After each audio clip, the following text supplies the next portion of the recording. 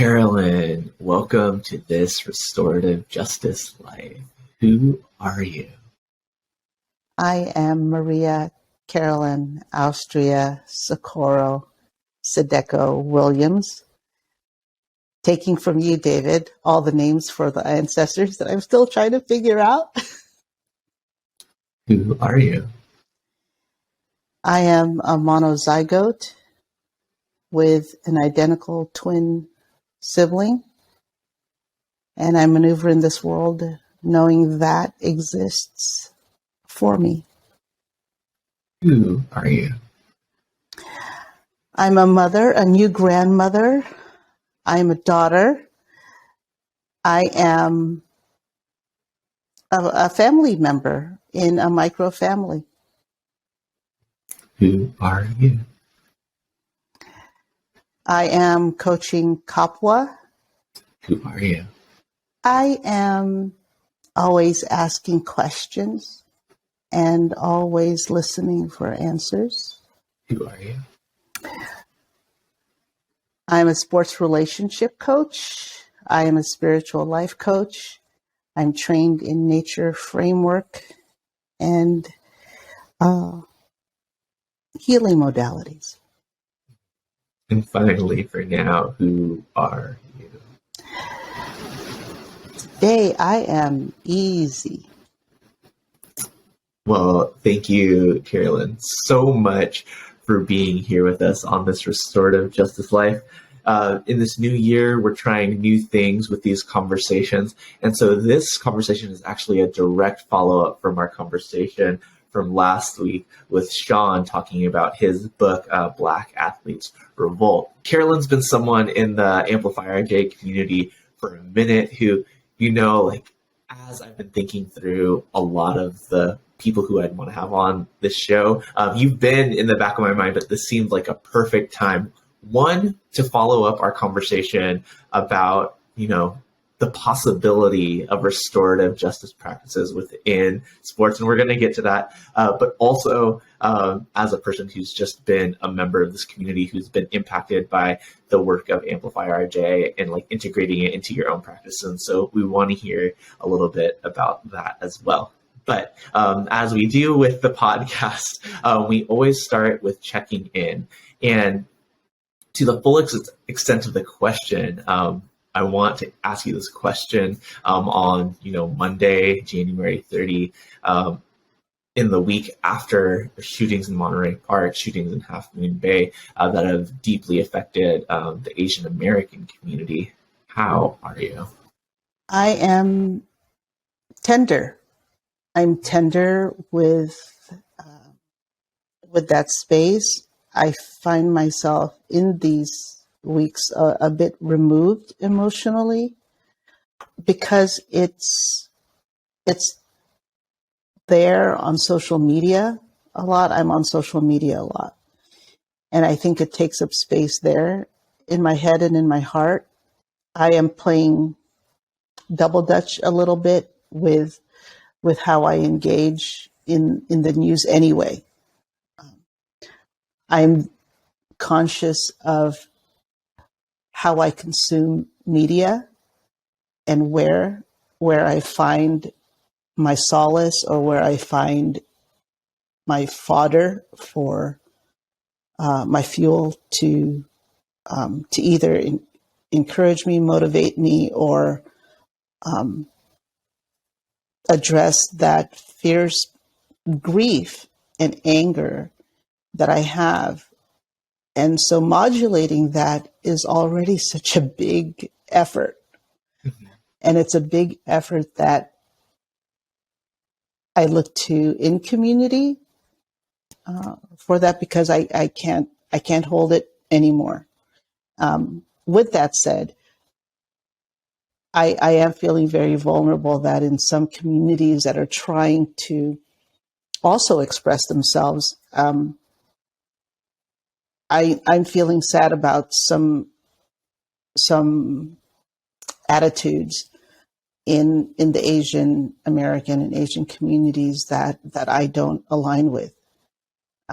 So that makes me sad today. And so I'm trying to find a way to be in solidarity, and yet to be in alignment with my own sense of justice. Yeah, yeah, absolutely. I shared with you a little bit ago that I really didn't like the documentary 38 in the Garden that detailed, the 10-year anniversary of Jeremy Lin's, um, rise to prominence in the NBA, because they shared his story and then, like, on the back end of it, made it about like this moment of anti-Asian hate. And I was like, why can't we just celebrate the story? And so, well, I think it's important that we acknowledge, like, how you're feeling coming into this conversation. I also want to have a conversation with you about how we navigate this as somebody who is a very connected community member. But we also have a lot to talk about sports. And so, like, on this specific podcast that people are listening to right now, we're going to transition the conversation to sports. Come back next week for a conversation that we're going to have with Carolyn and a couple other people who have been impacted and been holding space and doing work for organizing in the Asian American community as we continue to restoratively respond in the best ways that we can to all that's happening.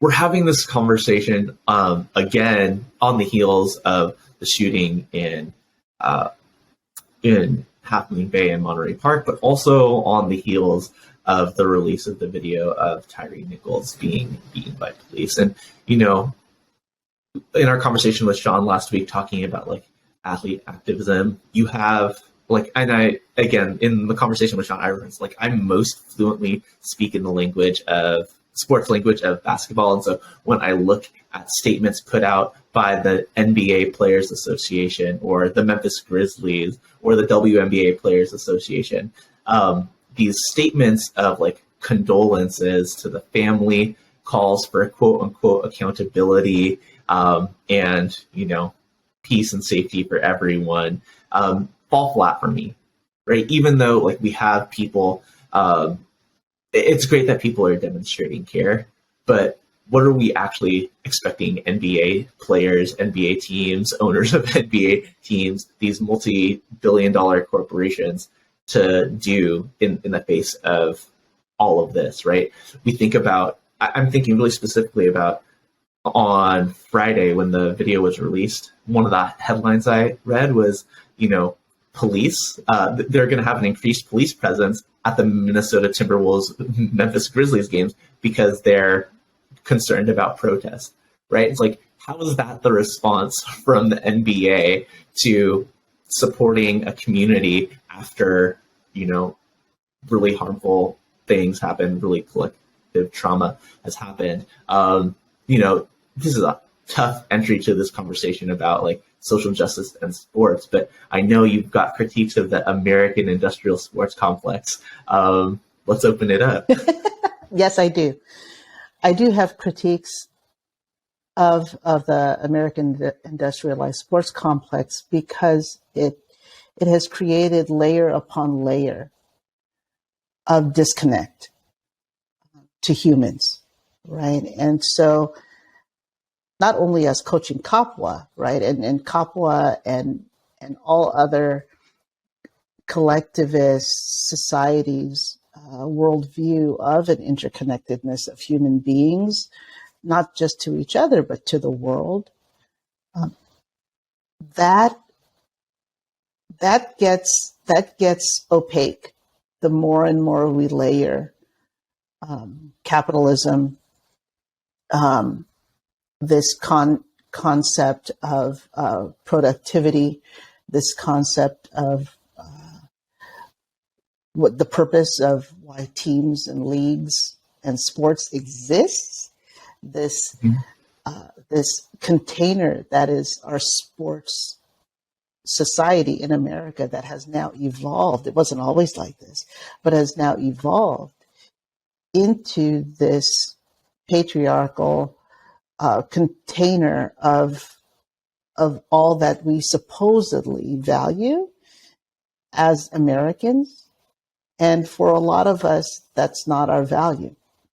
So how do we extract, or how do we remove those layers and come down to and distill really the essence of why we love sports. That's the space that I'd like to kind of delve into, and it's a tender space for a lot of people who, as young people, especially as a sports relationship consultant, I have conversations with people all the time about how freedom and liberation and flow. We have this concept in sports about flow. It's when you feel so connected to what you're doing, and you feel joy and you feel liberation.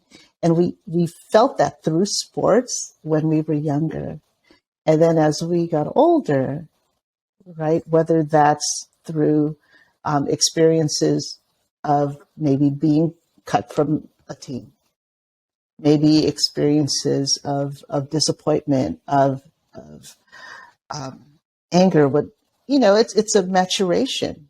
Whatever our maturation process is, we're always reconciling that with these established experiences and feelings of liberation that were at our core, that we already inherit from before times, and that we're going to eventually pass on if we still stay connected to it, right? What the American industrialized sports complex does is it fragments us from that.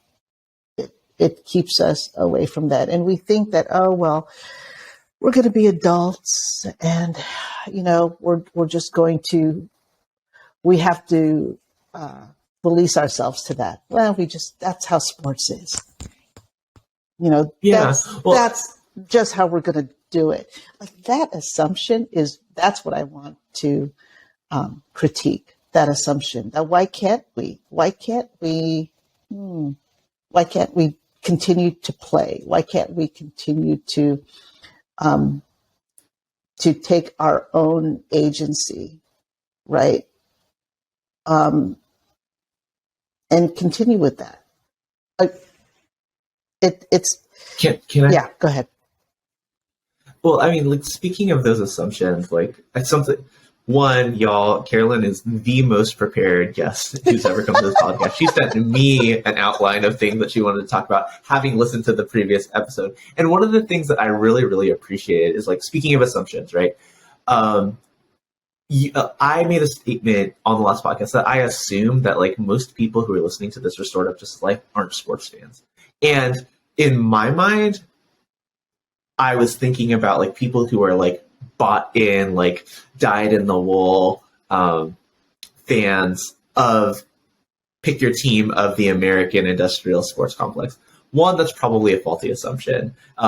Two, like, I think that was coming out of my mouth because, like, that's not what people come to this podcast for. But, like, as you were sharing, like, I would venture to say most people have some kind of, like, positive experiences with sports growing up. And so, like, before we, like, dive, like, too deep into, like, where you were trying to go, like, I wanted to get a little bit of context for, like, how your background with sports intersected with values of liberation. So, like, where did your love of sports start? And then how did this liberatory lens, like, intersect? Great question. As an immigrant, I identify as an immigrant. My identical twin, and I and our mother joined my father, who was already here in the United States, in San Francisco, when my sister and I were almost 2 years old. And as an immigrant, coming to the West Coast, San Francisco, it was in fourth grade, I believe, where I was invited to play on a volleyball team at our school. We went to a parochial school in our neighborhood. And I realized that I could hit a volleyball over the net, and it pleased people. And it made me feel good. It made me feel powerful. How old were you? 9. I ran home, and because my friend said, oh, you got to pay $5 to be on the team. And so I ran home 4 blocks.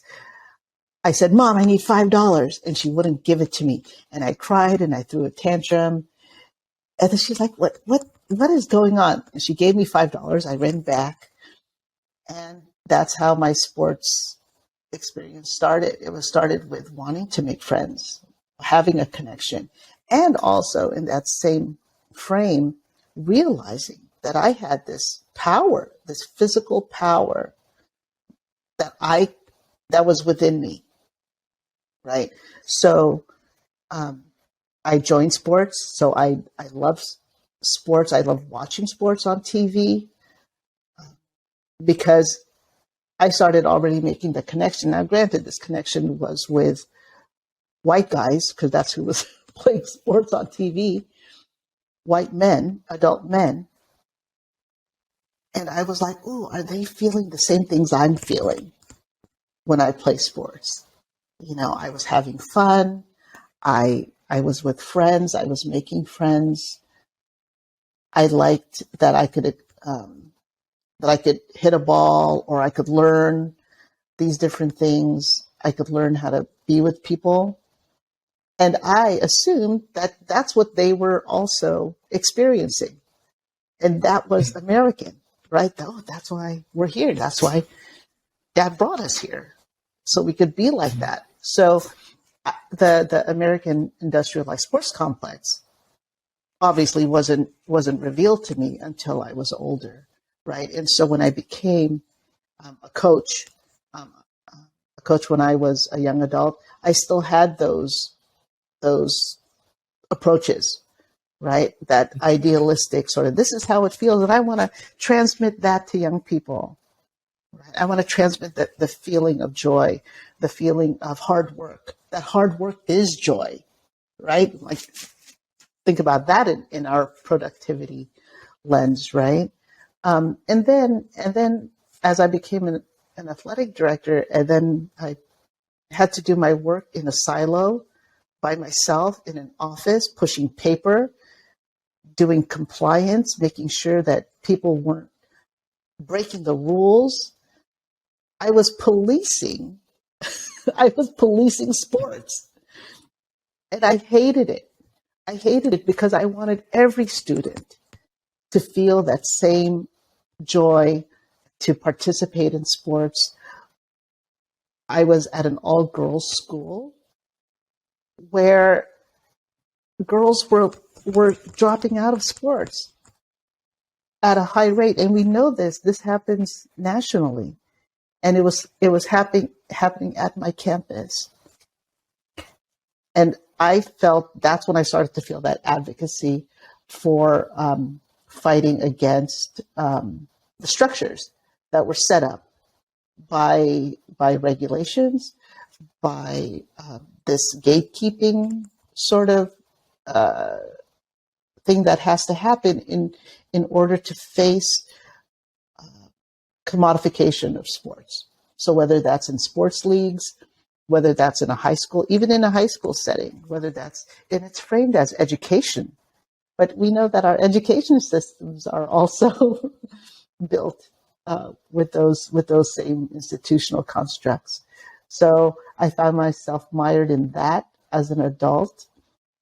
So now as CoachingKapwa, I know that we can, if we draw on those positive experiences and even negative experiences. So I believe that every person has a relationship to sports, and for a lot of people, it is negative.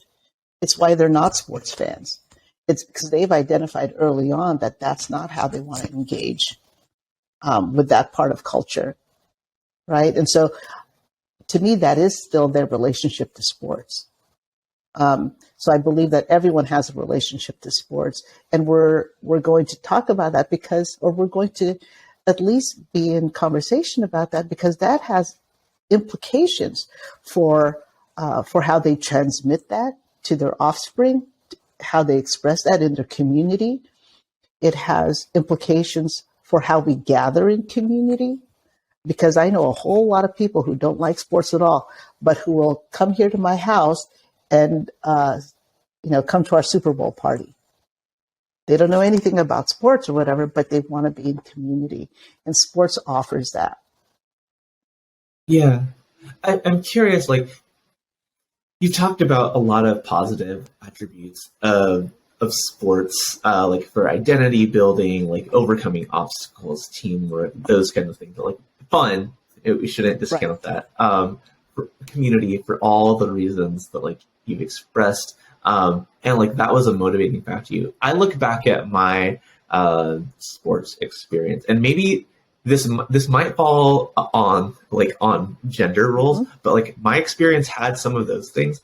But so much of my sports identity and like my journey with sports was about like domination and us versus them. That's not something that you brought up just now in like your formation of your sports identity, and that is so much a part of mine, right? From 8 years old through high school, and less seriously when I was playing intramural sports in college and in rec leagues in the future. Like that's when it was like, oh, this is just like so much more like fun exercise, camaraderie. But like it is also sports can be an incubator for tribalism, domination, toxic masculinity, it's supposed to be. And all of those things. It was built to be. Right. And I'm curious, what your experience of that was as a young person, and like how your loves like overwhelmed those things to like make you continue to want to do them.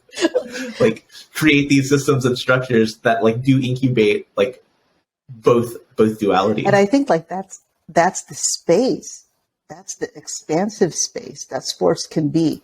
Like we're and there are a number of people in that space with me, but that's putting up the middle finger, right, to the sports industrial complex, is by saying that we can exist in our own way, and that we're not going to buy into dominant culture narratives, right? I have a son who loves to play, and he himself says he's not a competitive person. He wants everyone to do well. He wants everyone to be happy. He wants everyone to have fun, not at the cost of another person or a space, right?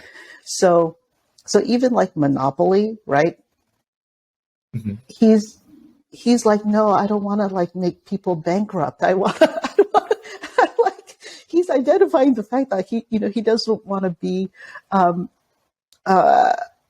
slumlord, right? Like he's identifying these ways that he wants to express himself that are going to be counter to the rules that we have assumed, right? So what do they call that now in our society? Like he's going to hack the system, right? He's going to critique that. He's going to say, no, that doesn't feel right for me, right?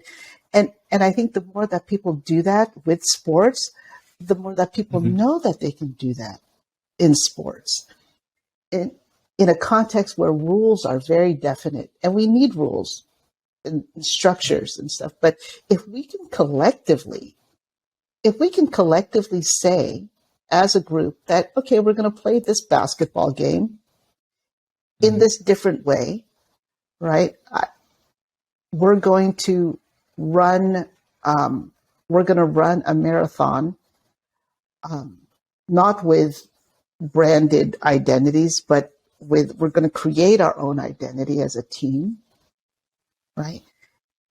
If we can just kind of realize that we can break out of these confines and be expansive with our sports identities, with each other, that is flipping off the Americanized industrial sports complex, right? And I think that is something that a lot of people, and I'm going to put myself out there, and I see it in Asian American populations where we're not so quick to do that, where we don't want to disturb that.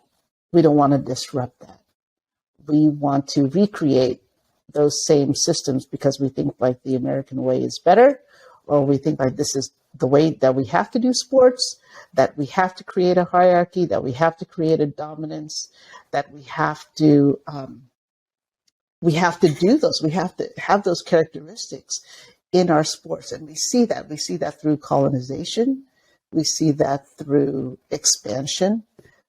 We see that through so many lenses that aren't serving our communities well. That's what I'm going to say about that. And I think it gets worse, gradually worse, the more that it's commodified, the more that we're facing. Yeah, the more money's involved. Exactly. Money But is fun. yeah, I think even like when money's not involved, I think about this idea. Well, you brought up Monopoly, which like I'm thinking about like my very different approach to Monopoly as a young person, where like I'm the banker and I'm peeling off the side for myself to like make sure that like I can. And what I'm identifying and reflecting as you're sharing is like, you know, this ingrained sense of competition, right? And when you talk about like, how do we think about basketball in a way that's like not like no, like my goal is to shut you down, right? Like I'm someone who was like a defense first. I identified with Ben Wallace and Joakim Noah, not just because of like the way that my hair was at different stages of my high school basketball career. Even earlier, right? Like Gary Payton, right? Like I'm gonna D you up, right? Like you're not gonna score on me more than like I'm gonna score on you. That's just like who I was as a basketball player. But like, where did that come from? And is that inherently bad? Right? Because like we're teaching people to navigate the world as it is in a lot of ways. And those are the rules of the games that we're playing. And games, I'm going to say, should have winners, right? And I guess like, what is the purpose of having winners in games? Is something that's worth interrogating. How would you respond to that? Like, what is the purpose of having winners in games? If we're thinking about competition, is there a positive purpose for having? Right. If I'm gonna win, yeah. Like I get to. That's a pathway to showing pride. That's a pathway to show people that I've worked towards something and that I've accomplished something. So it's part of ambition, and it's part of like it at the very essence of it, right? We hear stories and narratives about like the American dream and achieving the American dream and all this kind of stuff, right? And I get it, right? I really think that one of the main reasons why I'm here, why my family is here, not just because of the 1965 Immigration and Naturalization Act, from which we are a part of, but also that my dad loves the American national anthem. You know, like there is something emotionally alluring about it, right? Like when it's so grand, it's so like my dad's loves marching band stuff. Like that's the mystique, that's the aura that calls to us. And as human beings, if we are appreciative of love, of care, of beauty, those are things that we shouldn't hide from ourselves, right? And part of ambition and part of competition and part of that self-expression is a part of that. What I'm going to critique is how is that used to commodify even our own thinking, right? Even when people say, you know, competition is not against other people, competition is within yourself, right? In terms of that self-improvement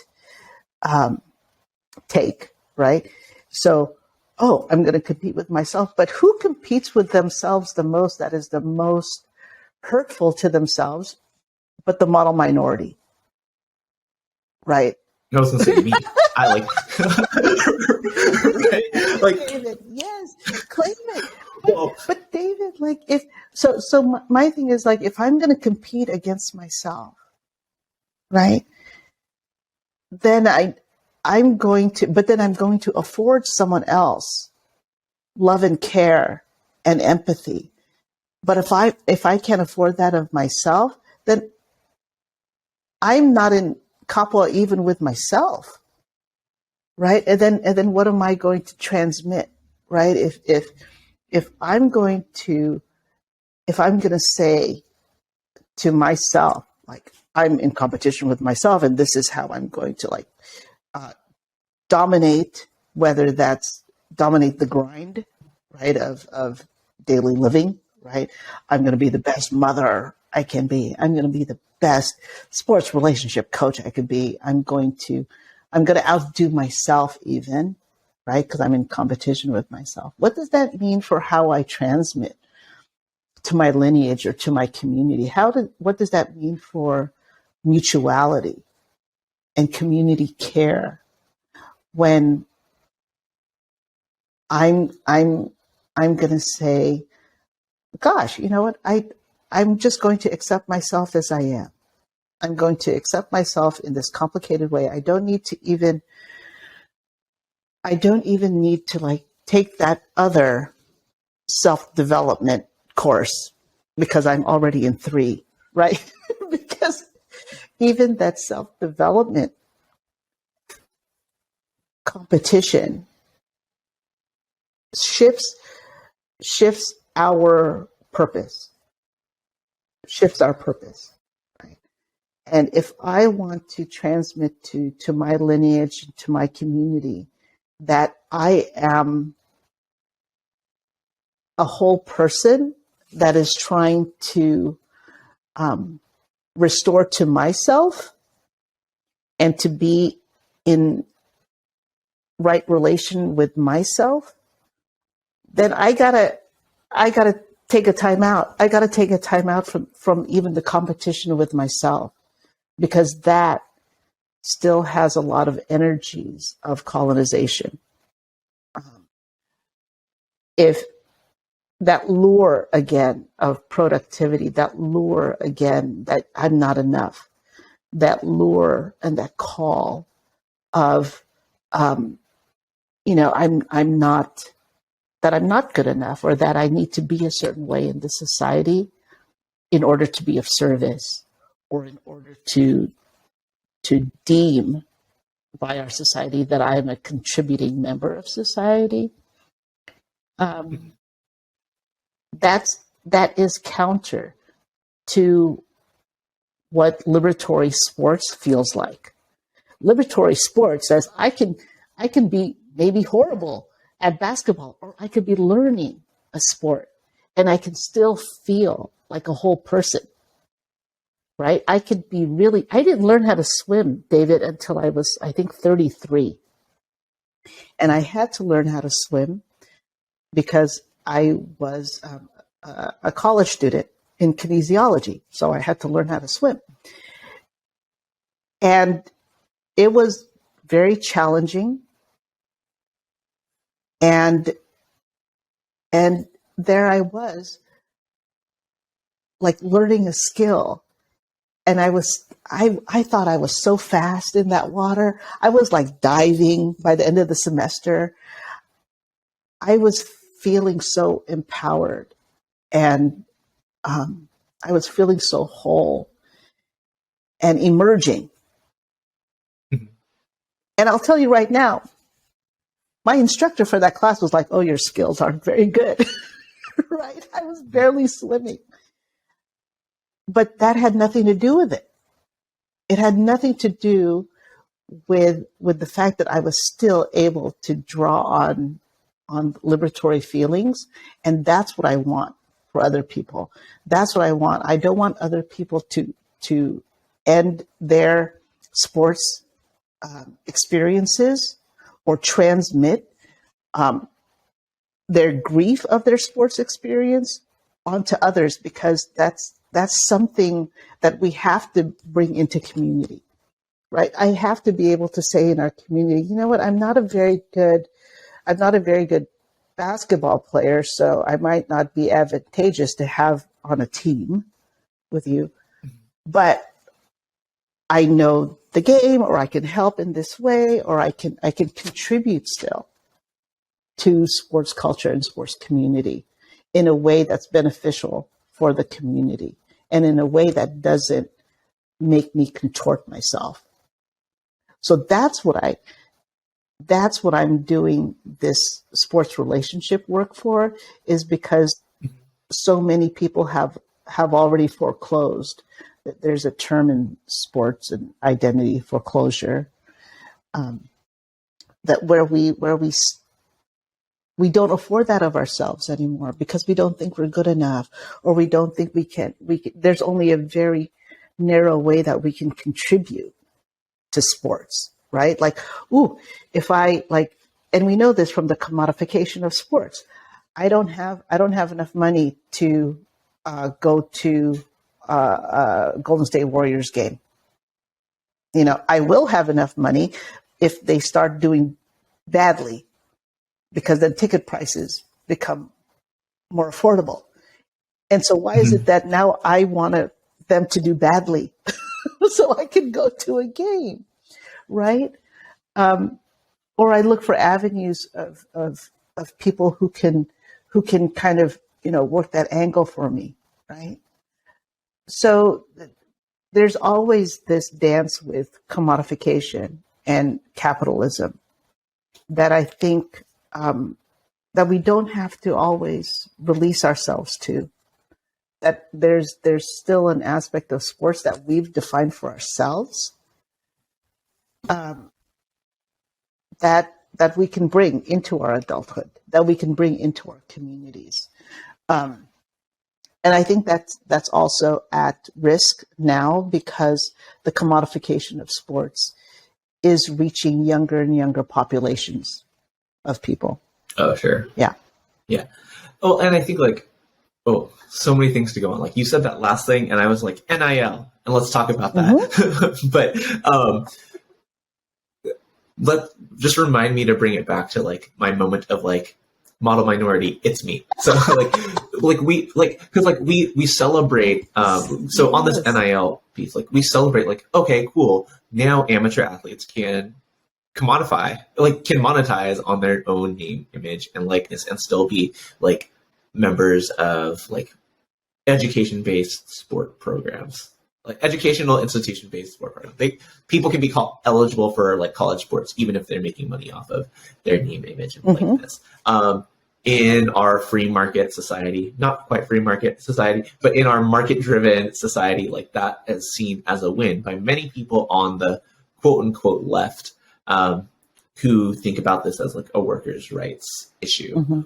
And then but at what cost is the question that you're asking, right? Like, what is this saying about like our society as a whole, where like, we want, I want to think about Suni Lee, right? The gymnast who won the gold medal at the Olympics and is now a student at Auburn. She is now able to get sponsorship and still can maintain her like college eligibility. Like that's seen as positive, right? She can make a living off of her talents, her abilities, and still get her college education in the institution that is making money off of her, right? But at to what end? Like to what expense, right?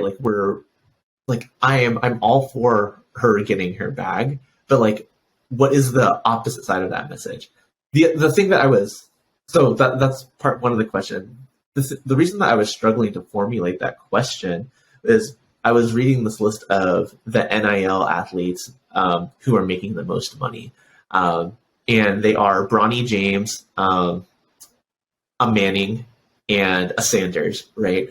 And because football's not really in my purview, I don't remember their names exactly, right? But they're people who are like sons of professional. They have athletes. A lineage. So like, there's some, that's where they have critique, and I think like Suni Lee like is a more pure version of like how this is like ideological. But like, what's the downside of NIL and like Suni being able to like monetize, what she does en masse? My general thoughts about NIL is I'm still learning every day. I'm still also the initial conversations. I look to people. There are some NIL experts that I look to, Title IX experts that I look to, that I read. There's a podcast that I love, which is called The End of Sport. That podcast, I draw a lot of my thoughts and reflections about this bigger context, right? In regards to NIL, specifically in California, in the high school realm, people are always asking, oh, is NIL coming to high school? Because high school is supposed to be this protected, educational-based athletics where we still hold those characteristics of teamwork and all that kind of good stuff, where we haven't sold our soul yet, right, to the deep commodification pool. But even in high school, in California specifically, because of the film industry, I'll give you an example where NIL is not as impactful because we have a lot of youth, a lot of young people that already have work permits because as talent. My son actually has had a work permit ever since he was 3 years old. He's affiliated with a talent agency. He does commercial work, and he actually has done commercial work lately for Nike. And Jordan Brand. I've seen it. I follow your Instagram. And follow his social media promoter is not very good because that person is me, his mother. So yeah, we talk about that in our family all the time, right? And he's not an athlete, but he already has NIL potential, right? As we say. And when we talk about this in terms of people as workers, that is the sweet spot, right? That is the spot that we're not. I think the value of NIL in a sports context brings our awareness as a larger society, right? Because we value sports so much, and so I think that NIL brings it to our awareness and helps us to have those conversations, right, about the shadow side of commercialization, about the benefits, about you hear this phrase a lot in sports is leveling the playing field, right? When it comes to inequities. And when it comes to this social justice or equity conversation, you hear that term a lot in sports. And I'm all for that. I'm all for that. If we're having these conversations in regards to civic engagement, if we're having these conversations in terms of community formation, if we're having these conversations in terms of educational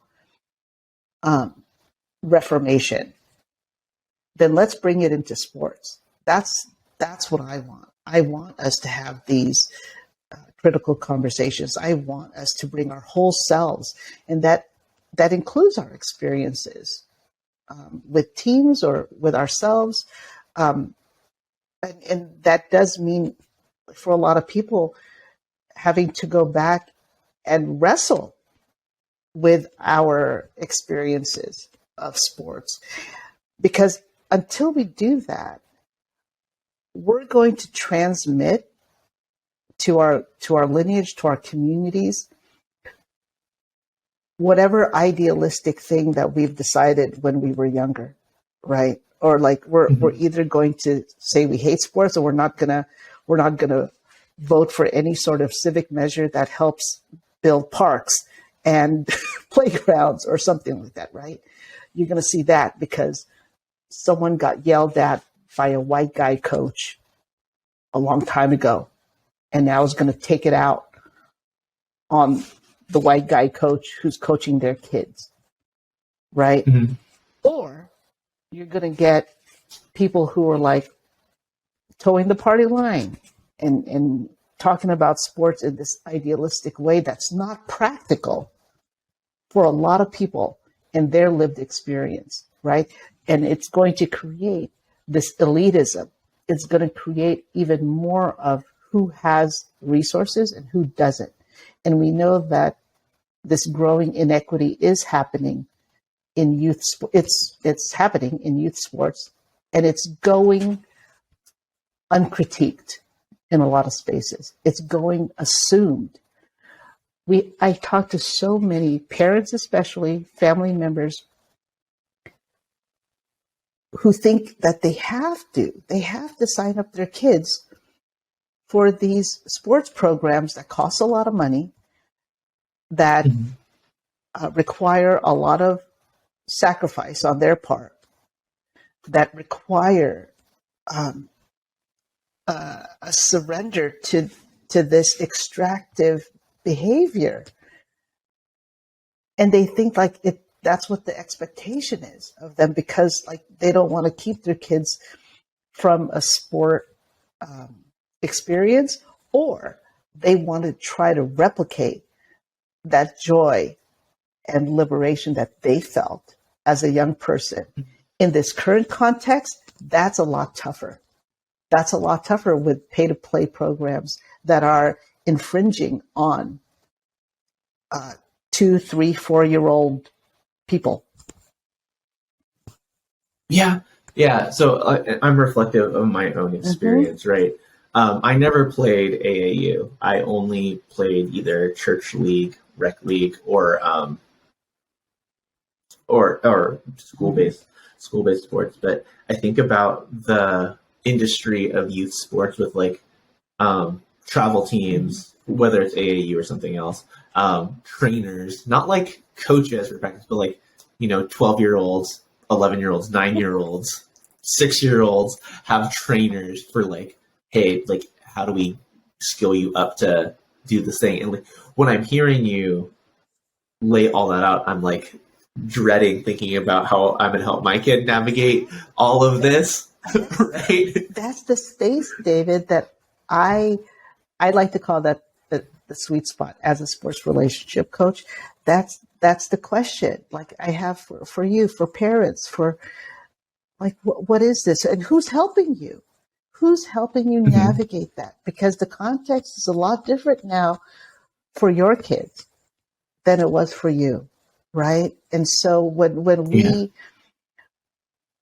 we either overlay our experience, right, on our kids, and we want for them the things that we benefited from, right? We want that same thing. But if we're either too idealistic, or we're too frightened by that, like, oh my gosh, this context is not how I grew up, and so I'm not going to afford that of my kid, that we disarm, and we don't allow our own offspring, the young people, to discover it for themselves, right? And to define it for themselves, right? So if we don't apply restorative justice practices to our own sports identities, that's what's going to get transmitted, right? We need to do some reconciliation, right, in order to, first of all, recognize the context that we're in.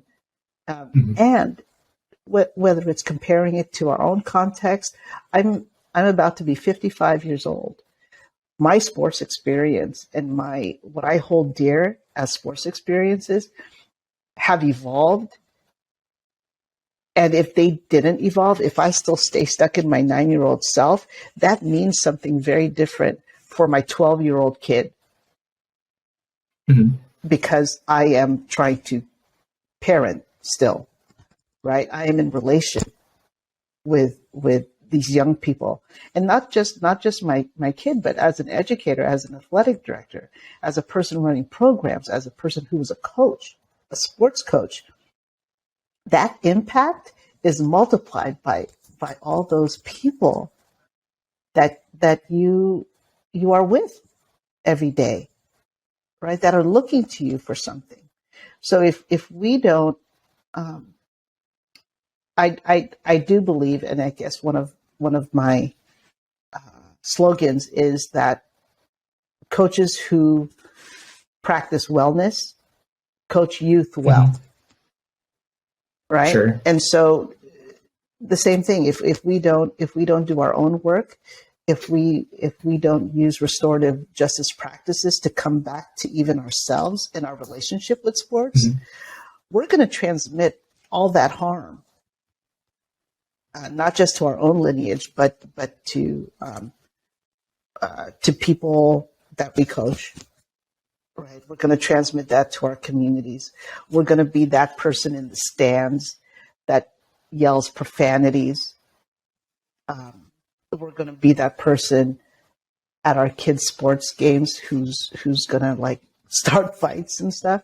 And we see this, like we see it exhibited in these real needy ways that people haven't reconciled. I could go to any game, any youth game. I could go to any park where there's organized sports. And I want to tell people like, hey, have you heard about Amplify RJ? Have you heard about restorative practices? Have you heard about, like, can we practice that? And we can. We can. People think that we can't do that in sports spaces, but we can. Well, can we within the structures in which they currently exist? Yeah, it has to be Because stealthy. all through this conversation, I've been hearing like, yeah, we need to create like different models for leagues, right? We need to create different models for like what teams are, because like even when you said like, coaches who practice wellness coach well, but what is the objective they're coaching their athletes to achieve? Is it like win all of our games, dominate on defense, like break the spirit of the other team so we like win all of our games?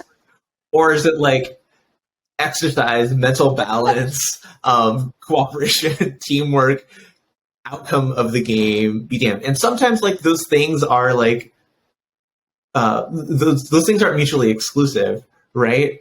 But like if you're working within a system of people whose objectives are like domination, win at all costs within the rules of the game, and like slightly over whatever advantage you have to get, whether that is like psychological warfare or like being like overly physical, right?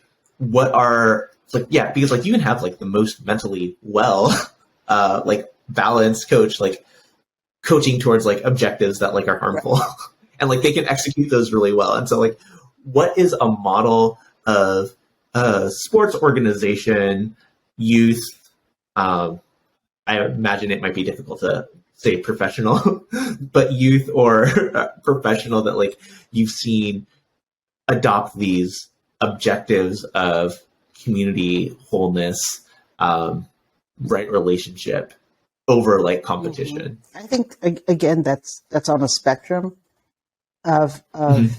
behavior. I think there are some professional or capitalistic like context teams that have some elements of moving towards a more whole way. Like actually, maybe even some that consider that humans are engaged in it and not just commodities, right? So that does exist. There are also models globally. So I'm going to expand it to globally. Global Sport Matters is a good organization that I look to. I look to organizations that come out of collectivist societies, and I see what they have to offer. Still, kind of being critical and still knowing that this spectrum of commodification exists. Here's a narrative that we see a lot, like, and this comes up with soccer, with World Cup stuff a lot when it comes to professionalism. We always hear, at least on my social media feeds and in our American media, we hear a lot of how the Japanese soccer teams clean up after themselves in the locker room, and how now Japanese fans, the fans of the Japanese team, they're cleaning up the stadiums. So it's not, and we're hearing this, and what does that mean for, like, is that supposed to be helpful? Is that supposed to be like, what do Japanese people think of that framing of their team? That's what I'm interested in. I don't want to put a judgment on it, because I think that judgment will be obviously laced with my own perception, my own assumptions, or my own advocacies towards something. But how can that be thought of or engaged with in a way that then informs our own work going forward, our own being going forward? Like, for me, I know that that's an example of how a collectivist society, how their behavior is kind of appropriated in the American media, right? And at the same time, I'm like, yeah, that's so cool. Like, that's what I do when I go to, like, that is behavior that I practice, right? Or that I want to practice. When I had teams, when I was coaching teams, I would always say, we need to leave this place better than how we found it. We need to be respectful of, so it does reach to those sorts of altruistic sort of behaviors. And yet, who is it? Who is it that we are putting in a narrow framework? So. Yeah. And like, when I asked about like organizations, like immediately part of me like wanted to take that back, because like I thought about like, it's not necessarily just like paid for organizations that like practice sports in this way. Like, I think about like all the things that happen at the park, right? That are unorganized, that are just community people, or like who show up on a Sunday and get together to play a thing together. Exercise, camaraderie, and I think sometimes, from my perspective, like testosterone and ego and pride get in the way of all of those things. And, oftentimes we have ways of dealing with and navigating those things. I'm wondering how those are often like adults who are like trying to like reconnect with the good parts of sports. How do we, is there a way to build like the good parts of sports, like from the ground up for young people, for young people now? I think it takes like organizing, right? And then like who gets paid to do that organizing is where like the commodification like inherently comes in, right? And like what you choose to organize around. I'm thinking about a rec league around here that I'm aware of that, like, talks about like, and like we have professional videographers that will like put together the highlights of each game, and like we keep your stats and like all those things. Like, okay, cool, like I guess, but like I just want to get a run in, and like I guess I'm just going to go to LA Fitness and wait for 3 hours to get it, right? Between games, right? And so like there are all different ways, like spectrums, and like no formation of this is going to be perfect in any way, shape, or form, right? I think something that we haven't like explicitly talked about is, right, you have a little bit like the gender gap in participation, and masculine energy and egos like being an inhibitor for a lot of people who don't identify as male from wanting to participate. But yeah, there are like so many different formations for all of this to take place. I'm curious, as we're like starting to like wind to a close, if there is something that you like want like all the listeners of this podcast to take away or take action on. yes, there are actions I think we can all take, and they could, again, on a spectrum. Like we don't have to be protesting in the streets, or we don't, and we can do that, right? So I'm not going to say we shouldn't do that, Yeah, but yeah, yeah. but first of all, I think it does start with restorative justice practices to ourselves and reconciling to ourselves what sports means to us, individually, what it means to what we see in society, and somehow reconciling that, right? Somehow we can't be reconciling that at the expense of our lineage, right? Our lineage collectively, right? I think our society deserves and requires us to do this work of restorative justice with our sports identities. Because if we don't, we're just going to replicate. We're just going to replicate that. This is extractive.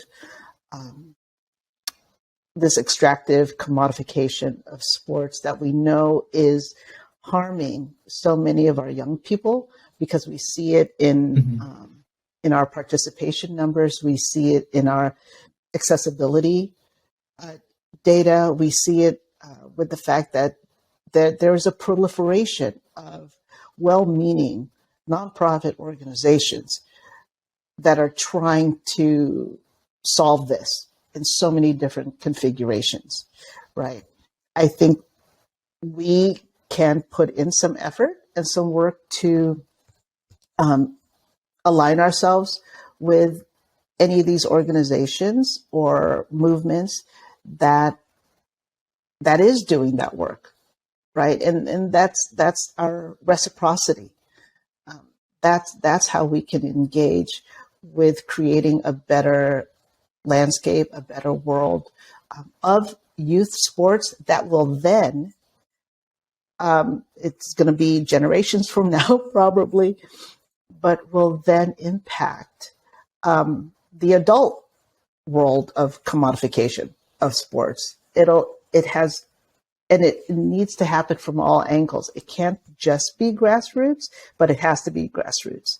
But it can't just be grassroots. So it has to come from that other side of the spectrum, the other end of the spectrum, that also means that we support professional athletes that are like Colin Kaepernick, like other people that are really bringing to the forefront this part of themselves as a whole person, not just as an athlete.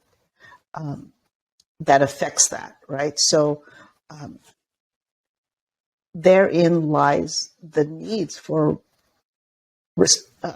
restoration, the needs for asking permissions, the needs for reconciling and asking again and making mistakes and being empathetic.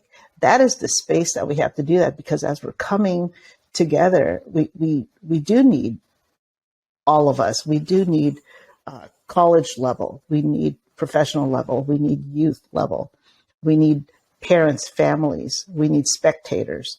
We need everyone involved who has a sports identity to participate in this reimagination, to reconstruction and redistribution, really, of who gets to enjoy it, who gets to experience liberation and joy.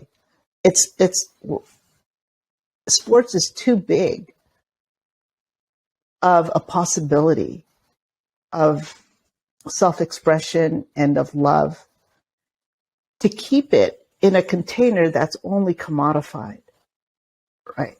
And if we don't push out from the non-commodified areas, if we don't have parents who learn how to organize and demand that they're not going to support leagues that extract money and time from them and they're in an unpaid way, or if we're not going to look at different ways that we can exchange different kinds of energies besides financial and money energies.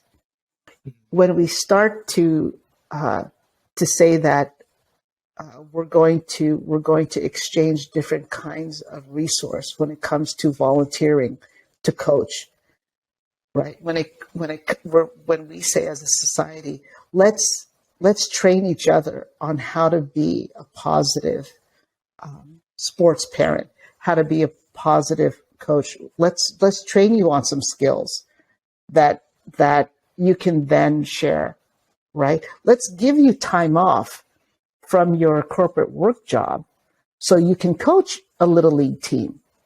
Let's pay you for that, right? That's a way that corporations can contribute, right? So let's not make families travel and pay tons of money to hotels and leagues in order to allow access for this feeling of freedom that benefits everyone. Those are the structural things that we all can put effort to, or that we could all, at least my ask is that we allow ourselves to engage in that thought. And if we allow ourselves to engage in that thought, if we don't hold our American sports context as this thing that is totally assumed and that we cannot critique, if we allow ourselves to critique it a little bit and really, like, what are the needs of the humans that are involved in here, collectively and even individually, if we allow ourselves just that, and then that starts conversations, and then those conversations lead us to the spaces that are doing the work of organizing, of reimagining and reclaiming sports spaces that reduce harm, or that know how to come back to each other from harms that are done, right? And that needs to replicate itself. That energy needs to replicate itself, and then we could bring that energy into larger, broader spaces, right? So that's how that's gonna happen. And I know it sounds kind of cosmic out there, but if we don't, that's what sports does. It gives us this ability to think of freedom in that way, right? When we see motivation in terms of what individual people can do with their bodies, we see teams that overcome adversity. We see that in sports. That's available to us. Now, how can we do that as community of humans in our society for the good of all? Right. Yeah. So much of what we talk about with restorative justice is like working from values and turning those values into action, right? I've defined restorative justice as, a reflection of indigenous values of interconnection, where we focus on repair of harm when repairing relationships when harm happens, but building and strengthening relationships to prevent future harm. In your own words, how do you define restorative justice? I define restorative justice as a continual invitation to be with one another, to reconnect, to evolve with each other, that we don't foreclose on each other. Restorative justice and restorative justice practices give us a way. And I think sports is also that way, that I always think is fun. And it's an easy access point to practice restorative justice. That is practice, right? If I miss, and we know this even of professional athletes, they miss more shots than they make. They are not always scoring goals. They are not always dominating. But they are always practicing. And so, just like how we are in our human form with each other, if I cause harm, or if harm is caused to me, I'm going to get back at it. I'm going to address it. There's a pathway for me to repair that, and for me to go on, and for me to continue building and growing in community. I don't have to isolate myself. I don't have to feel shame around it.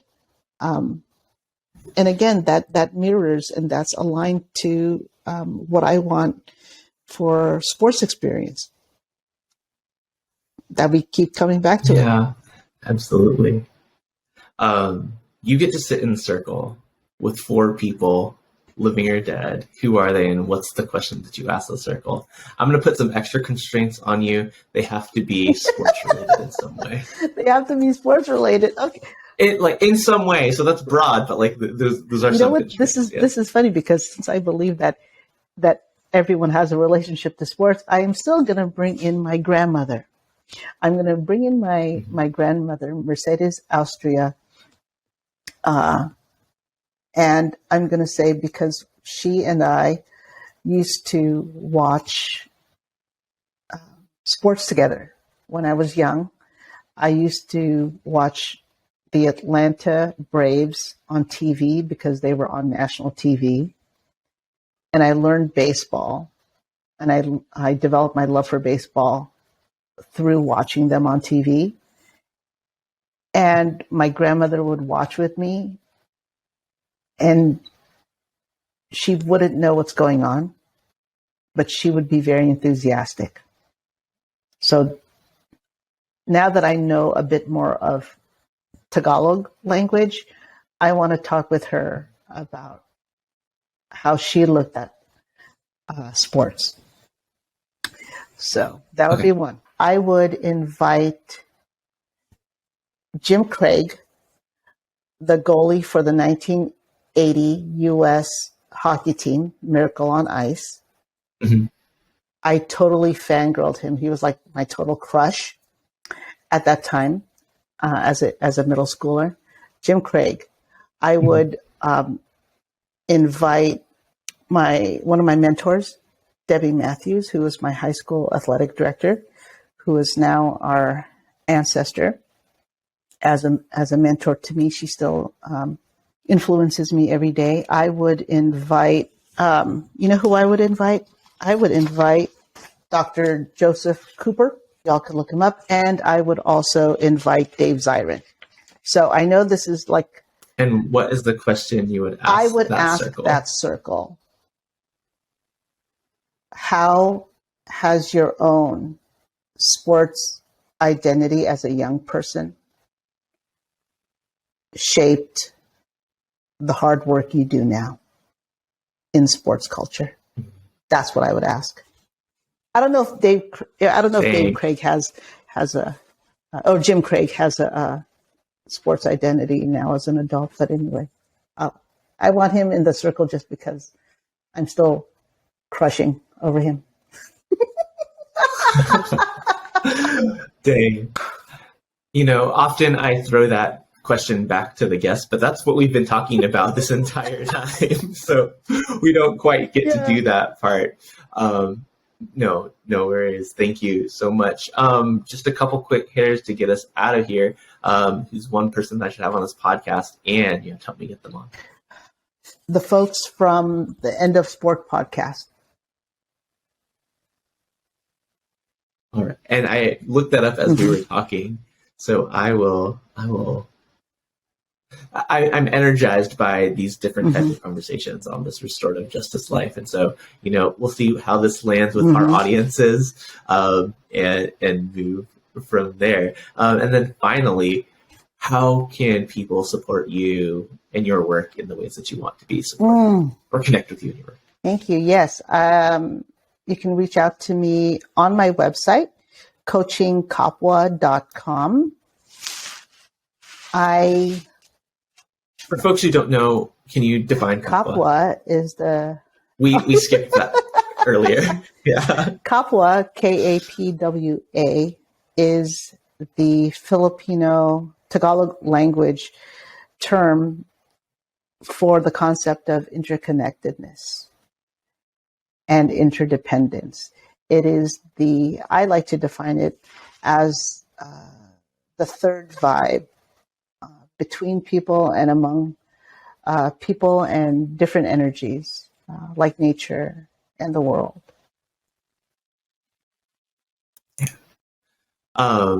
So people can visit your website, and like, what will they find there? Who do you often connect with and support? Oh